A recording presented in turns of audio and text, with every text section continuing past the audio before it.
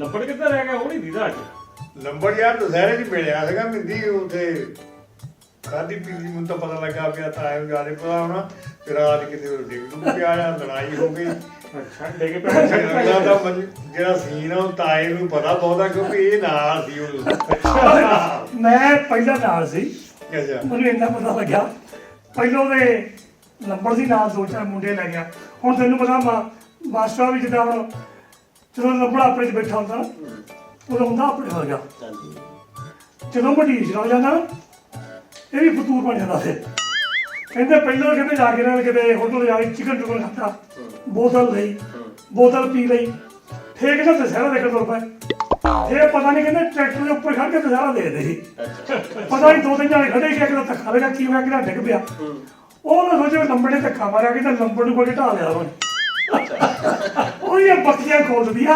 ਬਾਅਦ ਮੈਨੂੰ ਪਤਾ ਲੱਗਾ ਸੀ ਕਹਿੰਦੇ ਹਸਪਤਾਲ ਤੁਰਿਆ ਫਿਰਦਾ ਸੀ। ਮਤਲਬ ਇੱਥੇ ਉਹ ਮੈਨੇਜਰ ਦੀ ਕੋ ਫੋਟੋ ਕੁੜਦਾ ਸੀ ਆਪਣੀ ਗੁਟਾ ਆਇਆ। ਉਹ ਤਾਂ ਹੀ ਮੈਨੂੰ ਕਹਿੰਦਾ ਮੈਂ ਦੇਖ ਦੇ ਮੈਂ ਤੁਰਿਆ ਸੀ ਕਿਹੜੀ ਚੀਜ਼ ਦੇ ਕਹਿੰਦਾ ਇਹ ਕੋਈ ਨਹੀਂ ਕਰਦੀ। ਇਹਦਾ ਲੰਬੜ ਰਾਵਣ ਦਾ ਭਰਾ ਬਣਿਆ ਫਿਰਦਾ।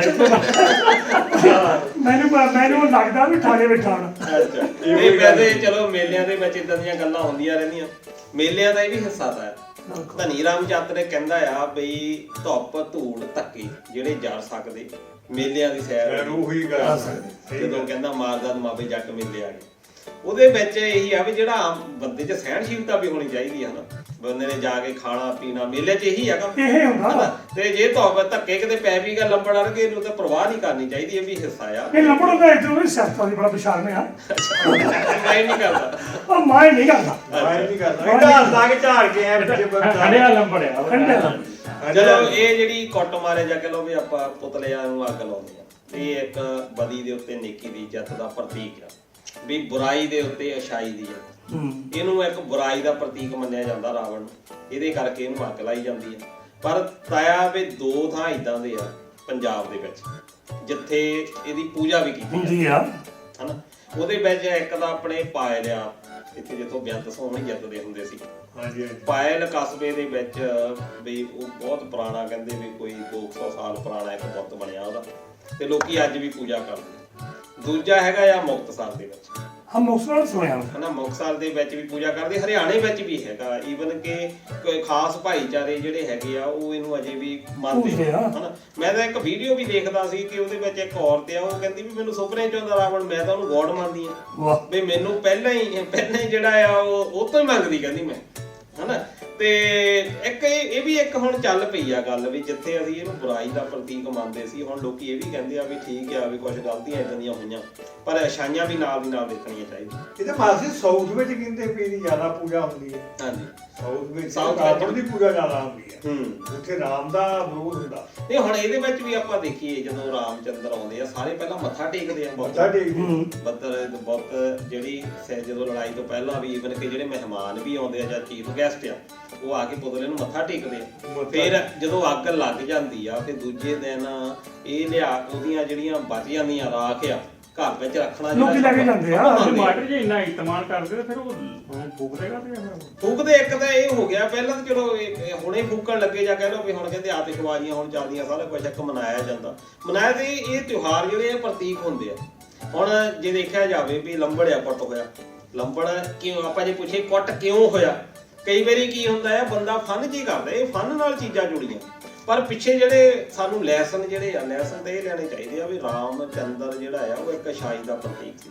ਉਹਨੇ ਜਿਹੜੀ ਫਾਈਟ ਕੀਤੀ ਆ ਉਹ ਇੱਕ ਮਰਿਆਦਾ ਦੇ ਲਈ ਕੀਤੀ ਵੀ ਇਹਨੇ ਕੁਛ ਇਦਾਂ ਦੀਆਂ ਗਲਤੀਆਂ ਕਰ ਲਈਆਂ ਰਾਵਣ ਨੇ ਵੀ ਐਡਾ ਵਿਦਵਾਨ ਵੀ ਐਡਾ ਵੇਦਾਂ ਦਾ ਗਿਆਤਾ ਬੰਦਾ ਤੇ ਏਦਾਂ ਛੋਟੀ ਜਿਹੀ ਗਲਤੀ ਦੇ ਨਾਲ। ਮੈਂ ਕਈ ਵਾਰੀ ਸੋਚਦਾ ਨਾ ਵੀ ਇੱਕ ਦਸਤਾਨ ਦੇਣ ਵਾਲੀ ਗੱਲ ਹੋ ਜਾਂਦੀ ਆ ਕਿ ਗਲਤੀ ਜੇ ਕਹਿੰਦੇ ਨਾ ਇਨਸਾਨ ਗਲਤੀ ਦਾ ਬਦਲਾ, ਤੇ ਕਈ ਵਾਰੀ ਵੱਡੇ ਵੱਡੇ ਬੰਦੇ ਵੀ ਗਲਤੀਆਂ ਕਰ ਜਾਂਦੇ ਆ।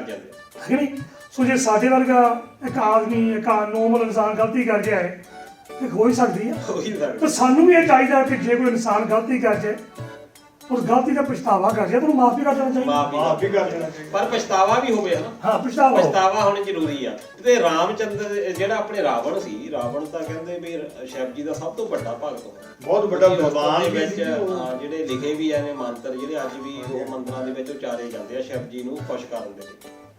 ਪਰ ਦੂਜੇ ਪਾਸੇ ਜੇ ਗੱਲ ਕਰੀਏ ਜਿਹਦਾ ਪਤਾ ਸੀ ਤਾਂ ਚੱਕ ਕੇ ਲੈ ਗਏ ਉਹ, ਠੀਕ ਹੈ। ਉਹਨਾਂ ਨੇ ਕੋਈ ਗਲਤ ਮਤ ਨਹੀਂ ਬੋਲਿਆ, ਕੋਈ ਧੱਕਾ ਨਹੀਂ ਕੀਤਾ, ਬਿਲਕੁਲ ਨਹੀਂ। ਹਾਂ, ਉਹਨੇ ਕਮਰੇ 'ਚ ਬੰਦ ਜ਼ਰੂਰ ਰੱਖਿਆ ਹਾਂਜੀ ਪਰ ਕੋਈ ਧੱਕਾ ਤਾਂ ਨਹੀਂ ਕੀਤਾ। ਬਿਲਕੁਲ ਉਹ ਤਾਂ ਸਿਰਫ ਇੱਕ ਬਦਲਾ ਜਿਹਨੂੰ ਬਦਲੇ ਦੀ ਰੀਤੀ ਸੀ। ਬਦਲੇ ਦਾ। ਉਹ ਜ਼ਰੂਰ ਲਿਆ ਉਹਨੇ, ਲੇਕਿਨ ਉਹ ਪਵਿੱਤਰ ਨਹੀਂ ਸੀ ਤਾਂ ਉਹਨੇ ਕੋਈ ਬਿਲਕੁਲ ਨਹੀਂ ਅੱਖ ਚੱਕ ਕੇ ਦੇਖਿਆ ਉਹਨੇ। ਹੈ ਲੋਕੀ ਤਾਂ ਆਪਣੇ ਅੱਜ ਕੱਲ੍ਹ ਜਿੱਦਾਂ ਰਾਵਣ ਵੱਡੇ ਤੋਂ ਵੱਡਾ ਬਣਾ ਕੇ ਉਹ ਫੂਕਣ ਦੀ ਕੋਸ਼ਿਸ਼ ਕਰਦੇ ਪਏ ਆ, ਸਾਡੇ ਨੰਬਰ ਬਣਨ, ਸਾਡੇ ਨੰਬਰ ਬਣਨ। ਆਹੋ ਹੁਣ ਗੱਲ ਹੁਣ ਬਦੀ ਦੀ ਨੇਕੀ ਦੀ ਗੱਲ ਨਹੀਂ ਰਹੀ, ਹੁਣ ਤਾਂ ਗੱਲ ਇਹ ਰਹਿ ਗਈ ਵੀ ਦੇਖਣਾ ਵੀ ਸਾਡੇ ਪਿੰਡ ਦਾ ਰਾਵਣ ਵੱਡਾ ਸੀ, ਦੂਜੇ ਦਾ ਵੱਡਾ ਰਾਵਣ ਸੀ। ਹਾਂ ਹੁਣ ਤਾਂ ਇਹ ਇੱਕ ਨਾਂ ਦਾ ਹਰਿਆਣੇ 'ਚ ਬਣਿਆ ਇਹ ਸਭ ਤੋਂ ਉੱਚਾ ਰਾਵਣ ਹੈ ਇਸ ਵੇਲੇ ਦੇਸ਼ ਦਾ।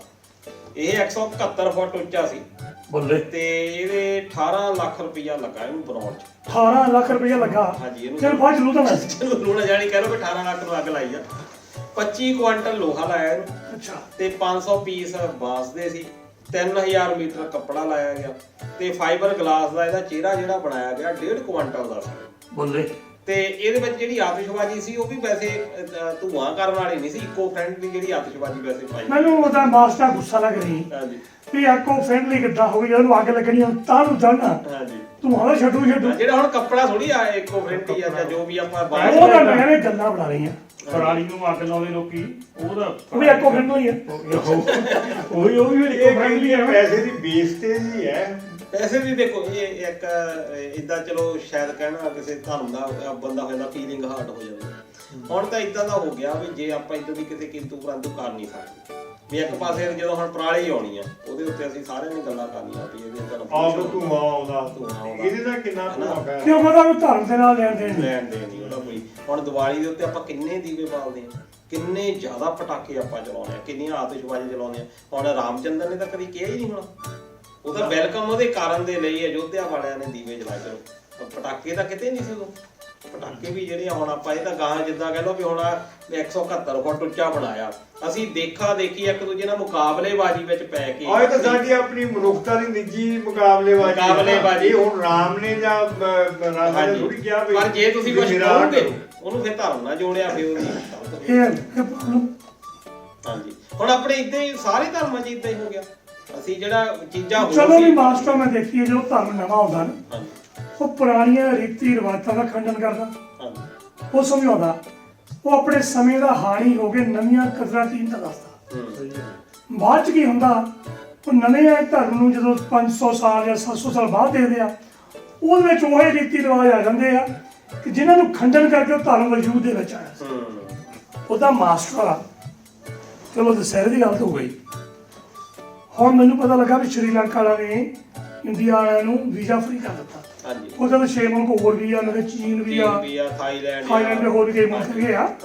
ਇੰਡੀਆ ਨੂੰ ਵੀ ਫ੍ਰੀ ਕਰ ਦਿੱਤਾ ਵੀ ਤੁਹਾਨੂੰ ਕੋਈ ਖਰਚ ਨਹੀਂ, ਤੁਸੀਂ ਸ਼੍ਰੀਲੰਕਾ ਜਾਓ, ਜਿਹੜੇ 4 10 15 ਦਿਨ ਰਹਿਣੇ ਆ, ਰਹੋ ਮੌਜ ਨਾਲ ਤੇ ਵਾਪਸ ਆ ਜਾਓ।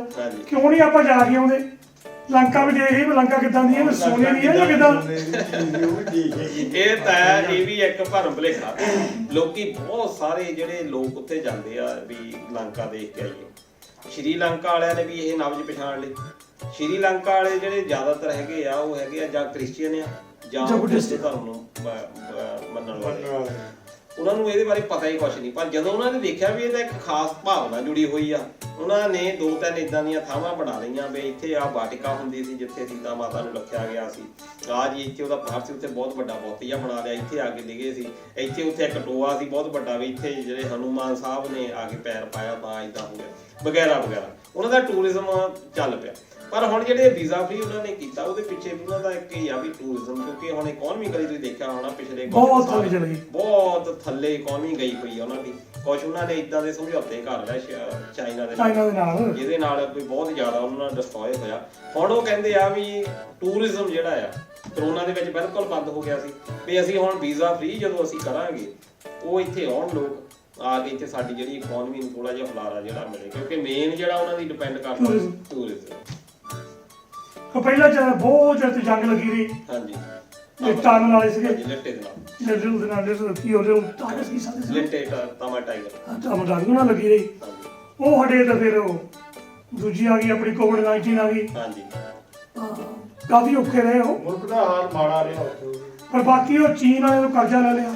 ਹਾਂਜੀ ਹੰਬਨ ਟੁੱਟਾ ਜਿਹੜਾ ਪੋਰਟ ਸੀ ਉਹਨਾਂ ਦਾ, ਹਾਂਜੀ ਹੁਣ ਉਹ ਲੀਜ਼ ਤੇ ਲੈ ਲਿਆ ਹੂੰ 99 ਸਾਲਾਂ ਦੇ ਹਾਂਜੀ ਉਹ ਤਾਂ ਦੇਣਾ ਪਿਆ ਜਦੋਂ ਕਰਜ਼ਾ ਨਾ ਟਿਕਾ। ਕਰਜ਼ਾ ਨਹੀਂ ਉਤਰਿਆ। ਹਾਂਜੀ ਕਰਜ਼ਾ ਹੁਣ ਮੈਨੂੰ ਪਤਾ ਲੱਗਾ ਮਾਸਟਰ ਵੀ ਨੇਪਾਲ ਨੇ ਇੱਕ ਨਵਾਂ 에어ਪੋਰਟ ਬਣਵਾ ਲਿਆ ਚੀਨ ਕੋਲੋਂ। ਹਾਂਜੀ ਉੱਥੇ ਵੀ ਚੀਨ ਦੀ ਫਲਾਈਟ ਆਈ ਸੀ, ਹੁਣ ਕੋਈ ਫਲਾਈਟ ਨਹੀਂ ਆ ਰਹੀ। ਫਲਾਈਟ ਕਿਉਂਕਿ ਇੰਡੀਆ ਦੇ ਜ਼ਰੀਏ ਆਉਣੀਆਂ ਸੀ, ਪਾਲੇ ਪਾਸੇ ਤਾਂ ਹਿਮਾਲਿਆ ਪੈਂਦਾ, ਮਾਰੀਆ ਇਹ ਇਜਾਜ਼ਤ ਨਹੀਂ ਦੇ ਰਿਹਾ। ਇਹਨਾਂ ਨੂੰ ਵੀ ਥੋੜੀ ਜਿਹਾ ਦੁੱਖ ਆ ਵੀ ਚਾਈਨਾ ਨਾਲ ਅਸੀਂ ਇੰਨਾ ਕਰਦੇ ਆ ਫਿਰ ਵੀ ਉੱਥੇ ਇੰਨਾ ਜਾਂਦੇ ਆ। ਕਰਦੇ ਆ। ਪਰ ਹੁਣ ਇਹ ਇੰਡੀਆ ਇੰਨਾ ਕਰਦਾ, ਨੇਪਾਲ ਦਾ ਇੰਨਾ ਕਰ ਰਿਹਾ। ਨੇਪਾਲ ਨੂੰ ਸਾਰਾ ਦਵਾਈਆਂ ਜੋ ਵੀ ਕੁਝ ਰੱਖ ਲਓ ਇਧਰੋਂ ਜਾਂਦੀ ਸਪਲਾਈ।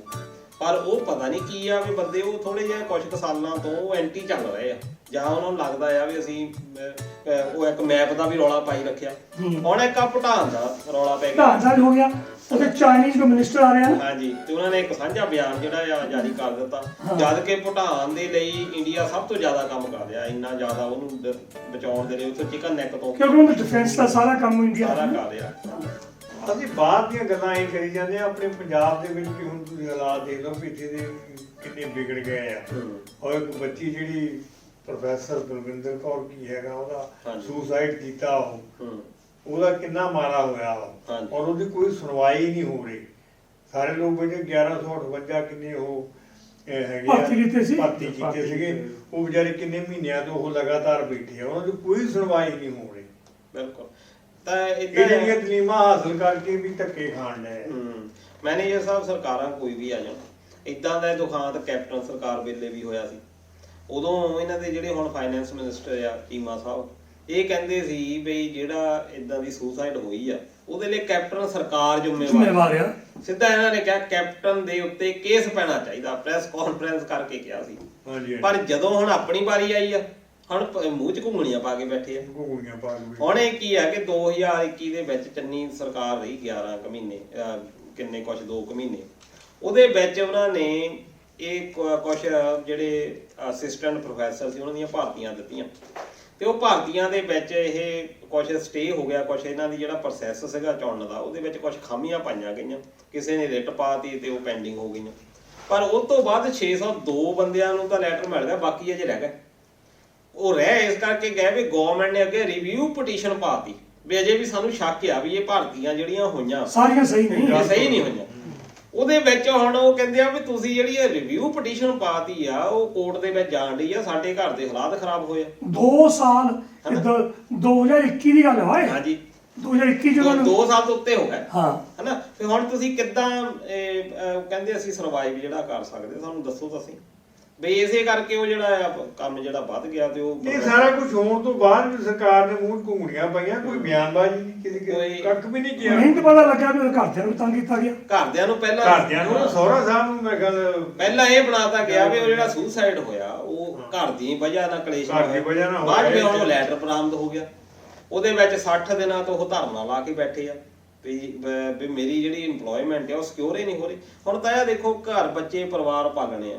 ਹੁਣ PhD ਜਿਹਨੇ ਕੀਤੀ ਆ, ਤੁਸੀਂ ਇਹ ਦੇਖੋ ਵੀ ਉਹਨੇ ਹੋਰ ਤੇ ਨਹੀਂ ਕੋਈ ਕੰਮ ਕੀਤਾ ਇਹਨਾਂ ਨੂੰ, ਉਹਨੇ ਤਾਂ ਪੈਸੇ ਲਾਏ ਹੀ ਆ।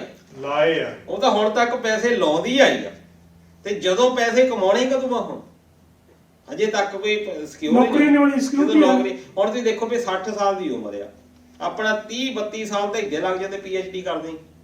ਜੇ 30 ਸਾਲ ਦੀ ਉਮਰ ਤੱਕ ਤੁਹਾਨੂੰ ਨੌਕਰੀ ਨਹੀਂ ਮਿਲੀ, ਤੁਹਾਡੇ ਕੋਲ 30 ਸਾਲ ਹੀ ਆ ਕਮਾਉਣ ਲਈ, ਅੱਗੇ ਪੈਨਸ਼ਨਾਂ ਵੀ ਬੰਦ ਆ।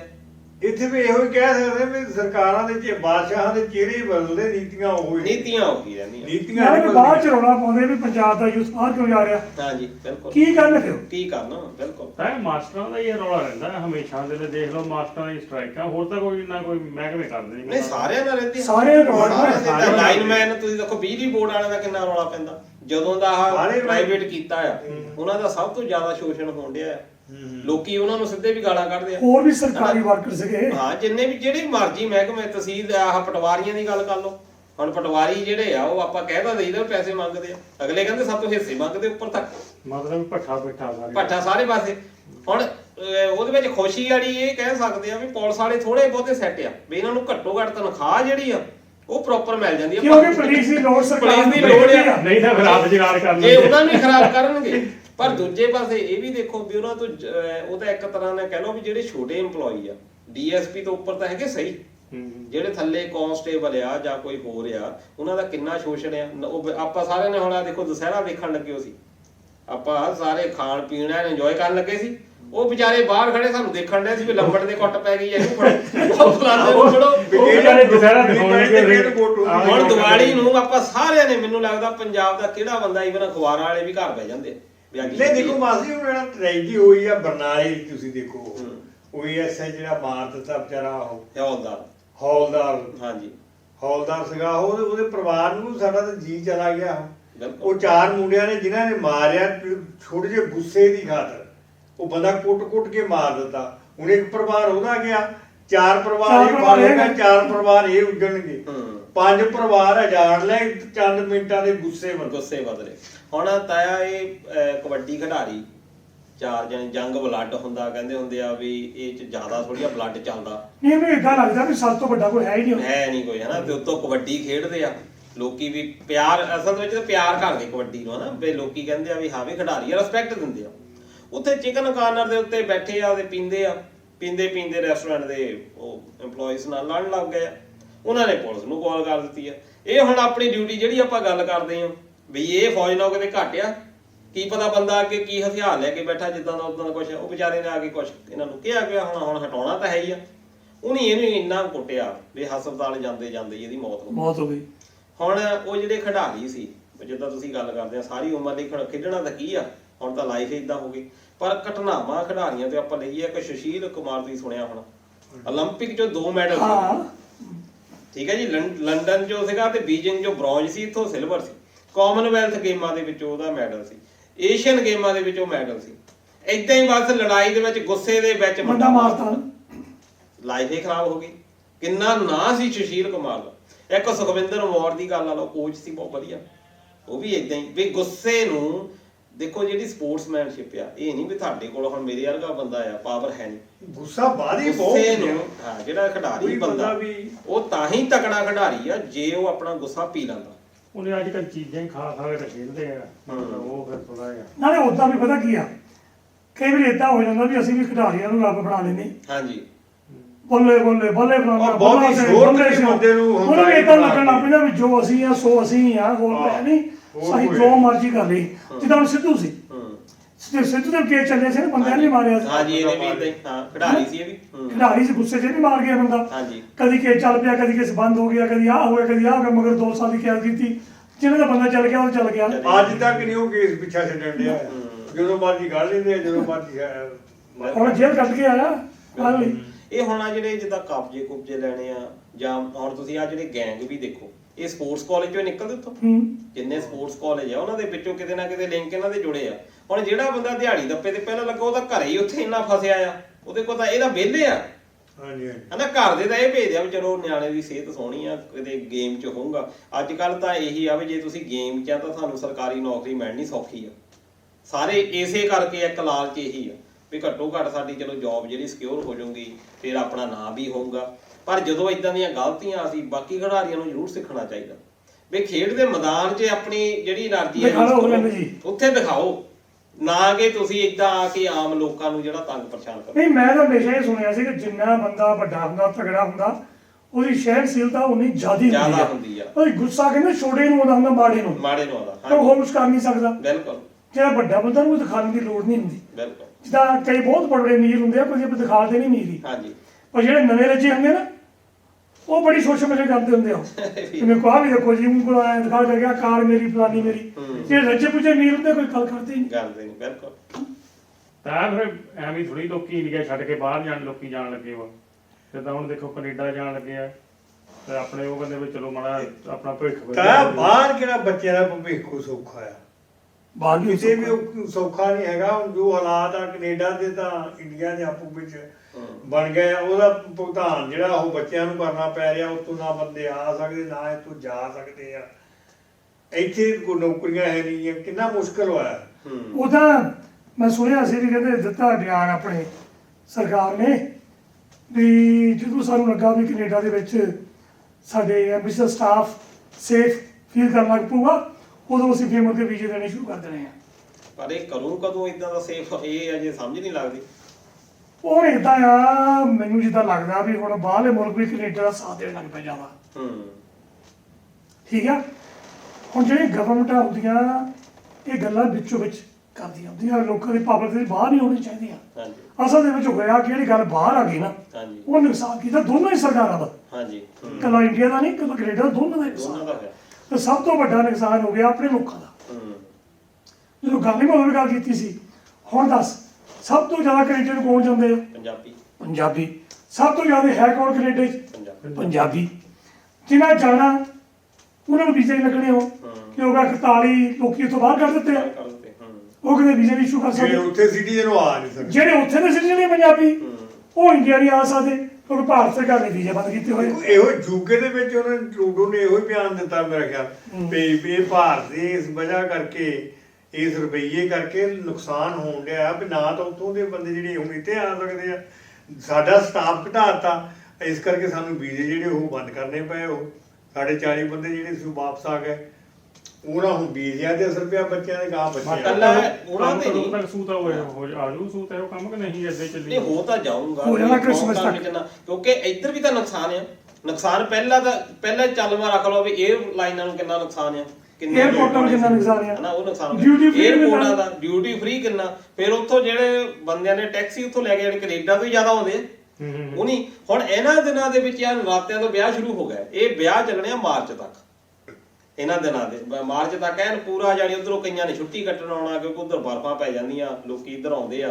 ਜਿਹਨਾਂ ਨੇ ਆਉਣਾ ਜਿਹਨੇ ਆਉਣਾ ਉਹਨਾਂ ਨੇ ਪੈਸੇ ਲੈ ਕੇ ਆਉਣਾ, ਪੈਸੇ ਲੈ ਕੇ ਆਉਣਾ, ਸ਼ਾਪਿੰਗ ਕਰਨੀ ਸ਼ਾਪਿੰਗ ਹੈ। ਇੱਧਰੋਂ ਕਰਨੀ ਆ। ਜਿਹੜੇ ਨਹੀਂ ਵੀ ਆਉਣਾ ਉਹਨਾਂ ਨੂੰ ਵੀ ਇਹ ਦੋ ਜੀ ਆਉਂਦੇ ਇੱਥੇ, ਹਾਂਜੀ ਹਨਾ। ਬਾਕੀ 4 ਜੀ ਪਿੱਛੇ ਪਿੱਛੇ ਬੈਠੇ ਬੈਠੇ ਆ। ਉਹਨਾਂ ਨੇ ਪੈਸੇ ਭੇਜਣੇ ਆ। ਹਾਂਜੀ ਪੈਸੇ ਭੇਜਣੇ ਆ ਸਾਡੇ ਲਈ ਆਹ ਲੈ ਕੇ ਆਏ, ਸਾਡੇ ਉਹ ਲੈ ਕੇ ਆਏ। ਇਹਦਾ ਮਤਲਬ ਦੁਕਾਨਦਾਰੀ Economy ਨੂੰ ਕਿੰਨਾ ਫਰਕ ਪੈਣਾ? ਹਾਂਜੀ ਪੈਲਸ ਵਾਲਿਆਂ ਦੇ ਵਿਆਹਾਂ ਦੇ ਕਿੰਨਾ ਫਰਕ ਪੈਣਾ। ਮੈਨੂੰ ਤਾਂ ਇਹ ਕਰਨ ਦਾ ਕੋਈ ਪ੍ਰੋਗਰਾਮ ਨਹੀਂ ਡੀਜੇ ਦਾ ਤੇਰਾ ਕੰਮ ਹੋਣਾ ਨੁਕਸਾਨ ਹੋਣਾ। ਉਹ ਤਾਂ ਮੈਂ ਮੈਨੂੰ ਸਮਝ ਨਹੀਂ ਪੈਂਦੀ। ਮੈਂ ਸਹੀ ਗੱਲ ਉਹ ਸੋਚਦਾ ਰਹਿੰਦਾ ਵੀ ਆਉਂਦੇ ਕਦੋਂ ਖੁੱਲਣ ਦਾ ਕਦੇ ਕੰਮ ਚੱਲੇ। ਕੱਲਾ ਬੰਦਾ ਤਾਂ ਘੱਟੋ ਘੱਟ 5-5 ਲੱਖ ਰੁਪਈਆ ਖਰਚ ਕੇ ਨਾ ਕੱਲਾ ਬੰਦਾ ਘੱਟੋ ਘੱਟ ਲਾਈਏ ਤਾਂ ਕਿੱਡਾ ਵੱਡਾ ਫਰਕ ਪੈਣ ਡਿਆ ਹਰ ਰਾਜ ਨੂੰ ਪੈਣਾ। ਸੇ ਪ੍ਰੋਬਲਮ ਇਹ ਆ ਦੁਕਾਨਦਾਰ ਕਰਿਆਨੇ ਵਾਲਾ ਹੋਵੇ, ਕੱਪੜੇ ਵਾਲਾ ਹੋਵੇ, ਡੀਜੇ ਵਾਲਾ ਹੋਵੇ, ਟੈਂਟ ਵਾਲਾ ਹੋਵੇ, ਪੈਲਸ ਹੋਵੇ, ਸਾਰਿਆਂ ਦੇ ਕੰਮ ਰੁਕ ਗਏ। ਮੈਨੂੰ ਤਾਂ ਲੱਗਦਾ ਸਰਕਾਰ ਨੂੰ ਫਿਕਰ ਹੀ ਨਹੀਂ ਪੰਜਾਬ ਦਾ। ਇਹਨੇ ਦੋਨੇ ਪਾਸੇ ਪੰਜਾਬ ਦਾ ਨੁਕਸਾਨ ਹੋਣਾ ਹੋ ਜਾਂਦੇ ਹੋ। ਹੋਈ ਜਾਂਦੇ ਇਹ ਵੀ ਗੱਲ ਸਹੀ। ਮੈਂ ਕਹਿੰਦਾ ਪੰਜਾਬ ਨੂੰ ਪੰਜਾਬੀਆਂ ਨੂੰ ਪੰਜਾਬ ਦਾ ਫਿਕਰ ਜਿਹੜੇ ਸਰਕਾਰਾਂ 'ਚ ਬੈਠੇ ਆ, ਸੰਸਥਾਵਾਂ 'ਚ ਬੈਠੇ ਆ, ਕੋਈ ਮੂੰਹ ਨਹੀਂ ਖੋਲਦਾ। ਡਰਦੇ ਨਹੀਂ ਬੋਲਦੇ। ਤਾਂ ਜਦ ਬਾਕੀ ਗੱਲਾਂ ਤਾਂ ਰਹੀਆਂ, ਜਦੋਂ ਆਪਾਂ ਉਧਰ ਆਪਣੇ ਆਹ ਫਿਲਿਸਤੀਨ ਦੇਖਦੇ ਹੁੰਦਾ ਉਹਦੇ ਜਦੋਂ ਦੇਖਦੇ ਉਹਦੇ ਹਿਸਾਬ ਨਾਲ ਤੇ ਆਪਣੇ ਹਾਲਾਤ ਸਹੀ ਆ। ਬਈ ਗੱਲ ਮੈਂ ਜਦ ਤੇਰੀ ਬਿਲਕੁਲ ਠੀਕ ਆ। ਜਦੋਂ ਵੀ ਆਪਾਂ ਇਹ ਗੱਲ ਦੇਖੀ ਦੀ ਹੈ ਨਾ ਵੀ ਦੂਜੇ ਨਾਲ ਦੇਖੀ ਦਾ ਕਰਾਂਗੇ, ਫੇਰ ਪਤਾ ਲੱਗਦਾ ਵੀ ਆਪਾਂ ਉਹਨਾਂ ਨਾਲੋਂ ਕਿਤੇ ਚੰਗੇ ਆ। ਐਵੇਂ ਥੋੜ੍ਹੀ ਥਾਂ ਦੇ ਵਿੱਚ 2.5 ਮਿਲੀਅਨ ਬੰਦਾ ਉੱਥੇ ਰਹਿੰਦਾ, ਥੋੜੇ ਥਾਂ 'ਚ 35 ਕਿਲੋਮੀਟਰ ਤੇ 10 ਕਿਲੋਮੀਟਰ ਏਰੀਆ ਜਿਹੜੀ ਗਾਜ਼ਾ ਹੈ ਉਹਦੇ ਵਿੱਚ 2.5 ਮਿਲੀਅਨ ਬੰਦਾ ਰਹਿੰਦਾ, 22.5 ਲੱਖ। ਤੇ ਕਿਸੇ ਪਾਸੇ ਨਿਕਲ ਵੀ ਨਹੀਂ ਸਕਦੇ। ਕੋਈ ਥਾਂ ਨਹੀਂ ਨਿਕਲਣ ਨੂੰ। ਉੱਥੇ ਹੁਣ ਬੰਬ ਸੁੱਟੀ ਜਾਂਦੇ ਇਸਰਾਇਲ ਵਾਲੇ। ਹੁਣ ਤਾਂ ਬਹੁਤ ਜ਼ਿਆਦਾ ਵਧਾ ਉਹ ਮਰੀ ਜਾਂਦੇ, ਹਸਪੀਟਲ ਬੰਦ, ਪੈਟਰੋਲ ਹੈ ਨਹੀਂ, ਖਾਣਾ ਮਿਲਦਾ ਨਹੀਂ, ਪਾਣੀ ਪੀਣ ਨੂੰ ਹੈ ਨਹੀਂ, ਇਲਾਜ ਲਈ ਦਵਾਈਆਂ ਹੈ ਨਹੀਂ, ਜ਼ਖਮੀ ਹੋਣ ਲਈ ਪੱਟੀਆਂ ਹੈ। ਅੱਗੇ ਦਿਹਾੜੀ ਦਾ 100 ਤੋਂ ਉੱਪਰ ਟਰੱਕ ਜਾਂਦਾ ਸੀ ਹਰ ਰੋਜ਼। ਹੁਣ ਖਾ ਕਿੰਨੇ ਹਫ਼ਤਿਆਂ ਬਾਅਦ 20 ਟਰੱਕ ਆਇਆ ਇੱਥੇ ਅੰਦਰ। ਉਹ ਕੀ ਬਣੂਗਾ ਉਹਨਾਂ ਨਾਲ? ਦੇਖ ਲਓ ਮੈਂ ਉਹ ਸਾਰਾ ਏਰੀਆ ਦਾ ਤਾਂ ਥੱਲੇ ਸੁਰੰਗਾਂ ਦੇ ਨਾਲ ਉਹਨਾਂ ਨੇ ਜਿਹੜਾ ਉਹ ਬਹੁਤ ਜ਼ਿਆਦਾ ਡੀਪਲੀ ਸੁਰੰਗਾਂ ਆ ਜਿਨ੍ਹਾਂ ਦੇ ਵਿੱਚ ਆਉਣ ਜਾਣ ਦੀ ਸਾਰਾ ਬਣਿਆ ਆ ਉਹਨਾਂ ਦਾ। ਪਰ ਉਹ ਵੀ ਹੁਣ ਦੇਖਦਾ ਹੁਣ ਜਿਹੜੇ ਤਾਂ ਹਮਾਸ ਵਾਲੇ ਆ, ਹਾਂਜੀ, ਉਹਦਾ ਰਾਜ ਵਾ, ਉਹਨਾਂ ਆਪ ਉਹ ਗਲਤ ਕੀਤਾ। 1400 ਦੇ ਤਕਰੀਬਨ ਜਾ ਕੇ ਬੰਦਾ ਮਾਰ ਦਿੱਤਾ ਇਸਰਾਇਲ ਨੇ। ਮੈਂ ਇੰਟਰਵਿਊ ਸੁਣਦਾ ਸੀ, ਉਹਨਾਂ ਨੇ ਪਾਈ ਆ ਕਿ ਜਿਹੜੇ ਬੰਦੇ ਨੂੰ ਫੜੇ ਸੀ ਥੋੜ੍ਹੇ ਜਿਹਾ ਇਸਰਾਇਲ ਵਾਲਿਆਂ ਨੇ ਜਿਹੜੇ ਉੱਥੇ ਹਮਲਾ ਕਰਨ ਗਏ ਸੀ ਨਾ, ਉਹਨਾਂ ਨੂੰ ਇੰਟਰੋਗੇਟ ਜਦੋਂ ਕੀਤਾ, ਉਹਨਾਂ ਨੂੰ ਪੁੱਛਿਆ, ਉਹਨੂੰ ਦੱਸਿਆ ਵੀ ਅਸੀਂ ਇੱਦਾਂ ਬੰਦੇ ਮਾਰੇ, ਇੱਦਾਂ ਸੀ ਬੁੜੀਆਂ ਫੜੀਆਂ, ਇੱਦਾਂ ਸੀ ਚੱਕ ਕੇ ਲੈ ਗਏ, ਕਿੱਦਾਂ ਉਹਨਾਂ ਜੇ ਲੋਕੀ ਆਪਣੇ ਭੋਲਿਆਂ 'ਚ ਵੜ ਗਏ ਥੱਲੇ, ਉਹਨੂੰ ਅੱਗਾ ਲਾ ਬਾਹਰ ਕੱਢਿਆ, ਧੂਆ ਛੱਡ ਗਏ ਹੈ। ਫਿਰ ਉਹਨੂੰ ਪੁੱਛਿਆ ਗਿਆ ਸਾਰਿਆਂ ਨੂੰ ਜਿਹਨੇ ਫੜੇ ਵੀ ਕੀ ਤੁਸੀਂ ਬੁੜੀਆਂ ਮਾਰੀਆਂ, ਤੁਸੀਂ ਬੱਚੇ ਮਾਰੇ, ਤੁਸੀਂ ਹੱਥੇ ਮਾਰੇ, ਕੀ ਇਸਲਾਮ ਇਹਦੀ ਇਜਾਜ਼ਤ ਦਿੰਦਾ? ਉਹਨੇ ਸਾਰਿਆਂ ਨੂੰ ਕਿਹਾ ਵੀ ਨਹੀਂ, ਇਸਲਾਮ ਇਹ ਸਾਨੂੰ ਇਜਾਜ਼ਤ ਨਹੀਂ ਦਿੰਦਾ ਕਿ ਅਸੀਂ ਬੁੜੀਆਂ ਦੇ ਬੱਚਿਆਂ ਨੂੰ ਮਾਰੀਏ। 1400 ਨਹਾਕਾ ਬੰਦਾ ਮਾਰ ਕੇ ਗਿਆ, ਤਾਂ ਹੁਣ ਇੱਧਰ 5-6 ਹਜ਼ਾਰ ਬੰਦਾ ਇੱਧਰ ਮਰ ਗਿਆ, ਉਹ ਵੀ ਨਹਾਕਾ ਇਹਨਾਂ ਦੀ ਕਰਤੂਤ ਕਰਕੇ, ਹਮਾਸ ਦੀ ਕਰਤੂਤ ਕਰਕੇ। ਇਹ ਬਦਮਾਸ਼ ਵਾ ਉਧਰ ਹਮਲਾ ਕਰਦੇ ਆ, ਉਧਰ ਇਜ਼ਰਾਈਲ ਵਾਲੇ ਆ ਉਹ ਫਲਸਤੀਨੀਆਂ ਨੂੰ ਕੋਈ ਹੱਕ ਨਹੀਂ ਦਿੰਦੇ ਹੈ। ਤਾਂ ਮਰਦਾ ਕੌਣ ਆ? ਆਮ ਲੋਕ। ਇਜ਼ਰਾਈਲ 'ਚ ਵੀ ਆਮ ਲੋਕ ਮਾਰੇ। ਉਹਦਾ ਦੇਖੋ ਜੀ ਉਹਨਾਂ ਨੇ ਕਹਿੰਦੇ ਵੀ ਬੜੀ ਉਹ ਛਾਣਬੀਣ ਕਰਕੇ ਉਹਦੇ ਸੁਰੰਗਾਂ ਦੇ ਵਿੱਚ ਵੀ ਕਿੱਥੇ ਕਿੱਥੇ ਕੀ ਕੀ ਹੈਗਾ ਆ, ਤੇ ਉਹਨਾਂ ਨੇ ਆਰਮੀ ਨੂੰ ਹੁਕਮ ਦਿੱਤਾ ਹੁਣ ਤੁਸੀਂ ਟੈਂਕ ਲੈ ਕੇ ਵੜ ਸਕਦੇ ਆ। ਕਹਿੰਦੇ ਜਿਉਂ ਹੀ ਉਹ ਬੜੇ ਇਹਨਾਂ ਨੇ ਆਏ ਉਹਨਾਂ ਨੇ ਟੈਂਕ ਹੀ ਡਾਲਤੇ ਸਾਰੇ ਉੱਥੋਂ। ਦੇਖੋ ਹੁਣ ਇਹ ਲੜਾਈ ਜਿਹੜੀ ਆ ਇਹ ਤਾਂ ਖਤਮ ਹੋਣੀ ਚਾਹੀਦੀ ਆ, ਚਾਹੇ ਉਹ ਯੂਕਰੇਨ ਵਾਲੀ ਲੜਾਈ ਆ, ਕਿਉਂਕਿ ਅੱਜ ਕੱਲ੍ਹ ਤਾਂ ਇਦਾਂ ਹੋ ਗਿਆ ਵੀ ਸਾਰੇ ਦੇਸ਼ ਇੰਟਰਕਨੈਕਟਡ ਆ। ਇਹ ਲੜਾਈ ਪਤਾ ਨਹੀਂ ਕਦੋਂ ਬਾਕੀਆਂ 'ਚ ਵੀ ਫੈਲ ਜਾਣੀ ਆ। ਇਹ ਡਰ ਜਾਣੀ, ਕੋਈ ਵੀ ਦੇਸ਼ ਆਪਣੇ ਆਪ ਨੂੰ ਸੇਫ ਨਾ ਫੀਲ ਕਰੇ। ਸੇਫ ਨਾ ਫੀਲ ਹੁਣ ਇਹ ਨਹੀਂ ਲਿਆ ਕੇ ਇਜ਼ਰਾਈਲ ਦੀ ਮਦਦ ਲਈ ਬੇੜੇ ਤਾਂ ਖੜੇ ਕਰ ਦਿੱਤੇ ਅਮਰੀਕਾ ਨੇ, ਉਧਰ ਇਰਾਨ ਵਾਲੇ ਵੀ ਇਰਾਨ ਨੇ, ਹੁਣ ਚਾਈਨਾ ਨੇ ਖੜੇ ਕਰ ਉਹਨਾਂ ਦਿੱਤੇ, ਚੀਨ ਨੇ ਭੇਜੇ ਤੇ ਸ਼ਿਪ ਹਨਾ। ਹੁਣ ਇਹ ਜਿਹੜਾ ਆ ਪਤਾ ਨਹੀਂ ਕੀ ਆ, ਜੇ ਇਹ ਨਹੀਂ ਖਤਮ ਹੁੰਦਾ ਤਾਂ ਇਹ ਕਦੋਂ ਕਿੱਥੇ ਵੱਧ ਜਾਣਾ ਹੈ, ਕਿਉਂਕਿ ਇਹਦੇ ਵਿੱਚ ਇਸ ਹਰ ਹਾਲ ਦੇ ਮੁਲਕ ਇਹਦੀ ਵਿੱਚ ਪੇਟ 'ਚ ਆ ਸਕਦਾ। ਆਪਣੀ ਦੁਸ਼ਮਣੀ ਕੱਢਣੀ ਆ, ਆਪਣਾ ਫੇਵਰ ਦੇਖਣਾ ਵੀ ਇਸੇ ਬਹਾਨੇ ਚਲੋ ਮੈਨੂੰ ਵੀ ਮੌਕਾ ਮਿਲ ਜਾਵੇ। ਮੌਕੇ ਦੀ ਭਾਲ ਦੇ ਵਿੱਚ ਹੀ ਆ ਕਈ ਤਾਂ ਦੇਸ਼। ਕਈ ਵਾਰੀ ਇਦਾਂ ਹੁੰਦਾ ਨੇ ਬੜੀ ਬੜੀ ਕੰਪਨੀਆਂ ਉਹਨਾਂ ਨੂੰ ਹਥਿਆਰ ਵੇਚਣੇ ਆ, ਹਾਂਜੀ ਉਹ ਚਾਹੁੰਦੇ ਆ ਕਿ ਤੇ 20 ਕੁ ਸਾਲਾਂ ਦੇ ਵਿੱਚ ਵੱਡਾ ਜੰਗ ਲੱਗਣਾ ਚਾਹੀਦਾ। ਹਾਂਜੀ ਹਾਂ ਤਾਂ ਹੁਣ ਸੈਕੰਡ ਵਰਲਡ ਵਾਰ ਹੋਏ ਨੂੰ ਬਹੁਤ ਚਿਰ ਹੋ ਗਿਆ। ਚੈਰ ਹੋ ਗਿਆ ਬਿਲਕੁਲ। ਉਹਨੂੰ ਕਈ ਅਫਗਾਨਿਸਤਾਨ 'ਚ ਲਾ ਕੇ ਲੜਾਈ ਕਿਤੇ ਉਹਨਾਂ ਦੇ ਹਥਿਆਰ ਵਿਕਦੇ ਆ, ਉਹਨੂੰ ਵੇਚਣੇ ਆ। ਮੈਂ ਕਹਿੰਦਾ ਇਹ ਲਾਉਂਦੇ ਹੀ ਆ ਵੀ ਸਾਡੀ ਦੁਕਾਨਦਾਰੀ ਚੱਲਦੀ ਏਦਾਂ ਹੀ ਆ। ਰਹੇ, ਚਾਹੇ ਇਜ਼ਰਾਈਲ 'ਚ ਲਾ ਲਓ, ਕਦੀ ਯੂਕਰੇਨ 'ਚ ਲਾ ਲਓ, ਕਦੀ ਵੀਅਤਨਾਮ 'ਚ ਲਾ ਲਓ। ਇਹ ਆਪਣੇ ਹਥਿਆਰ ਵੇਚ ਕੇ ਆਪਣੇ ਵਿਹਲੇ ਕਰ ਲੈਂਦੇ ਆ, ਉਹ ਬਾਕੀ ਲੋਕ ਮਰਦੇ। ਮੈਂ ਜਰਾ ਗੱਲ ਸੁਣ ਮੇਰੀ, ਜਿਹੜਾ ਸਭ ਤੋਂ ਵੱਡਾ ਖਤਰਾ ਮਨੁੱਖਤਾ ਨੂੰ ਇਸ ਵੇਲੇ ਉਹਦੇ ਵੱਲ ਧਿਆਨ ਨਹੀਂ ਕੋਈ ਦੇ ਰਿਹਾ। ਜਿਹੜਾ ਸਾਡਾ ਮੌਸਮ ਆ, ਵਾਤਾਵਰਣ ਆ, ਹਾਂਜੀ ਹਾਂਜੀ ਉਹ ਬਹੁਤ ਬਦਲਦਾ ਜਾ ਰਿਹਾ। ਜਿਸ ਧਰਤੀ ਉੱਤੇ ਅਸੀਂ ਬੈਠੇ ਹਾਂ, ਇੱਕੋ ਇੱਕ ਧਰਤੀ ਆ। ਸਾਇੰਟਿਸਟਾਂ ਨੇ ਲੱਖਾਂ ਕਰੋੜਾਂ ਮੀਲਾਂ ਦੇ ਦਰਮਿਆਨ ਅੰਦਰ ਧਰਤੀਆਂ ਦੇਖ ਲਈਆਂ, ਕੋਈ ਵੀ ਹੋਰ ਧਰਤੀ ਹੈ ਨਹੀਂ ਜਿੱਥੇ ਇਦਾਂ ਦਾ ਵਾਤਾਵਰਣ ਹੈ, ਜਿੱਥੇ ਕੋਈ ਮਨੁੱਖਤਾ ਜਾਂ ਜ਼ਿੰਦਗੀ ਜੀ ਸਕਦੀ ਹੈ, ਕੋਈ ਵੀ ਹੈ ਨਹੀਂ। ਆਹ ਹੀ ਧਰਤੀ ਆ। ਜਿਹੜਾ ਲਾਗੇ ਨੂੰ ਇੱਕ ਦਿਸਿਆ ਪਲੈਨਟ, ਜਿਹੜਾ ਕਹਿੰਦਾ ਸ਼ਾਇਦ ਉੱਥੇ ਜ਼ਿੰਦਗੀ ਹੋ ਸਕਦੀ ਆ, ਉੱਥੋਂ ਲਾਈਟ ਆਉਣ ਨੂੰ 1000 ਸਾਲ ਲੱਗਦਾ। ਸੂਰਜ ਪਰ ਕਿੰਨੇ ਲੱਖ ਮੀਲ ਦੂਰ, ਕਰੋੜ ਮੀਲ ਦੂਰ ਵਾ, ਉੱਥੋਂ ਲਾਈਟ ਆਉਣ ਨੂੰ 7.5 ਮਿੰਟ ਲੱਗਦੇ ਆ। ਹੁਣ ਤੁਹਾਨੂੰ ਅੰਦਾਜ਼ਾ ਲਾਓ ਜਦੋਂ 1000 ਸਾਲ ਲਾਈਟ ਆਉਣ ਨੂੰ ਲੱਗਦਾ, ਉੱਥੇ ਕਿਤੇ ਪਹੁੰਚ ਜਾਵਾਂਗੇ? ਉਹ ਵੀ ਪੱਕਾ ਨਹੀਂ ਪਤਾ ਵੀ ਧਰਤੀ ਦੇ ਬੰਦੇ ਰਹਿੰਦੇ ਕਿ ਨਹੀਂ ਰਹਿੰਦੇ। ਹੋਰ ਪਾਸੇ ਨੂੰ ਕੁਝ ਨਹੀਂ ਲੱਭਾ। ਮੌਸਮ ਇੰਨਾ ਬਦਲ ਗਿਆ, ਤੂਫਾਨ, ਹੜ੍ਹ, ਗਰਮੀ ਹੱਦੋਂ ਵੱਧ ਪੈ ਰਹੀ ਆ। ਰੈਕੋਰਡ ਟੁੱਟ ਗਿਆ, ਕਹਿੰਦੇ 120 ਸਾਲ ਦਾ ਰੈਕੋਰਡ ਟੁੱਟ ਗਿਆ। ਇੰਨੀ ਗਰਮੀ ਪੈ ਰਹੀ ਹੈ, ਹਜੇ ਹੋਰ ਪੈਣੀ ਆ। ਸੋ ਮੇਰਾ ਤਾਂ ਖਿਆਲ ਇਹ ਆ ਕਿ ਸਾਰੇ ਲੜਾਈਆਂ ਝਗੜੇ ਛੱਡ ਕੇ ਨਾ, ਤਾਂ ਸਾਨੂੰ ਵਾਤਾਵਰਣ ਦਾ ਧਿਆਨ ਦੇਣਾ ਪੈਣਾ। ਵਾਤਾਵਰਣ ਨੇ ਅਮੀਰ ਤੇ ਗਰੀਬ ਨਹੀਂ ਦੇਖਣਾ, ਨਾ ਵੱਡਾ ਤੇ ਨਾ ਛੋਟਾ ਨੂੰ ਦੇਖਣਾ। ਸਹੀ ਗੱਲ ਤਾਂ ਠੀਕ ਆ। ਸੋ ਇੰਨੀ ਮੇਰੀ ਦੀ ਗੱਲ ਆ। ਬਾਕੀ ਵੀ ਤੁਸੀਂ ਬੈਠ ਕੇ ਕਰੋ ਗੱਲਾਂ, ਤੇ ਮੈਂ ਹੈਗਾ ਜਾਣਾ ਸ਼ਹਿਰ ਨੂੰ, ਤੇ ਨਾਲੇ ਜੇ ਨੰਬਰ ਦਾ ਪਤਾ ਲੱਗਦਾ, ਨੰਬਰ ਦਾ ਪਤਾ ਪਤਾ ਲੈ ਨੰਬਰ ਦਾ, ਮੈਂ ਨੰਬਰ ਦਾ ਪਤਾ ਲੈ ਆਉਂਦਾ। ਚੱਲ ਆਓ ਯਾਰ।